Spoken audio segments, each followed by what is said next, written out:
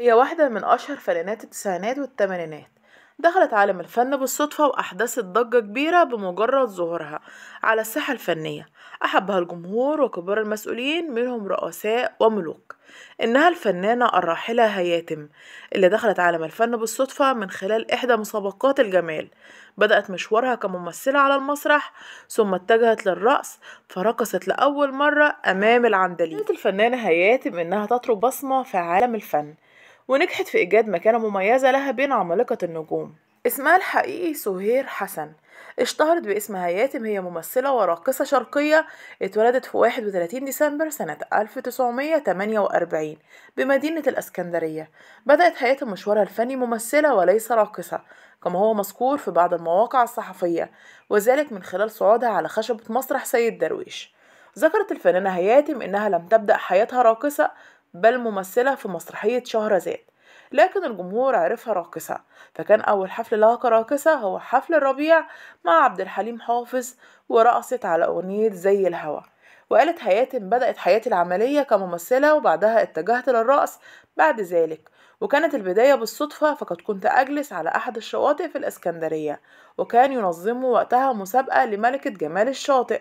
وتبعت هياتم كان يحكم فيها مجموعة من المخرجين السينمائيين، وربحت بالمسابقة، وعرض علي أحد المخرجين التمثيل بعد ذلك، وكانت البداية على مسرح سيد درويش. رغم بدايتها كممثلة، إلا أن الجمهور لم يعرف الفنانة هياتم إلا بعد أن اتجهت إلى الرقص، حيث رقصت في الأفراح الشعبية وانتقلت إلى القاهرة للعمل كراقصة في بعض الحفلات. وكانت البداية الحقيقية لها كراقصة عندما رقصت أمام عبد الحليم حافظ في حفل أعياد الربيع سنة 1970 على أغنية العندليب الأسمر زي الهوا، ورغم اعتراض عائلتها إلا أنها أكملت في طريقها. وفي أوج شهرتها كراقصة قررت الفنانة هياتم ترك الرقص والتفرغ للتمثيل، وذلك بعدما تم ترشيحها للمشاركة في أعمال سينمائية، وكان ذلك سنة 1971. ومن هنا بدأت هياتم مشوارها الفني كممثلة، ونجحت في لفت أنظار كبار المنتجين والمخرجين، لتتوالى عليها العروض الفنية وتقدم عدد كبير من الأفلام المميزة في تاريخ السينما المصرية. كشفت الفنانة هياتم في آخر لقاء تلفزيوني ليها عن عدد زيجاتها دون الكشف عن أسمائهم، وقالت إنها اتجوزت 3 مرات ورفضت الإنجاب لانشغالها بالتمثيل. وقالت هياتم إنها رفضت زيجات كتير من رؤساء دول وحكام، إحداهم أهداها قصر في سويسرا بشرط إنها توافق على الزواج منه، لكنها رفضت العرض. قدمت الفنانة هياتم 35 فيلم سينمائي، منها ورق الشمس، البنات عايزة ايه، الرغبة، القفل، غريب في بيتي، عفوا أيها القانون، والمتسول.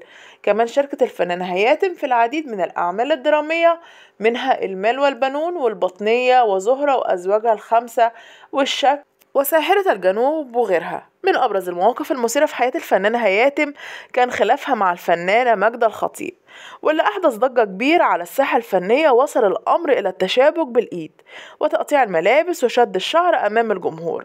وبدأ الخلاف قبل نهاية التسعينات خلال عروض إحدى مسرحيات، وبدأ من تقديم عرض فني للجمهور ثم تقديم مواصلة من الضرب بين هياتم وماجدة.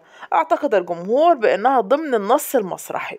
تعود تفاصيل الخلاف عندما تأخرت هياتم في دفع مستحقات الممثلين الذين شاركوها في مسرحية يا أنا يا أنت، حيث كانت هياتم هي المنتجة، فدخلت ماجدة وطلبتها ببقية أجرها، ووصل الأمر للضرب.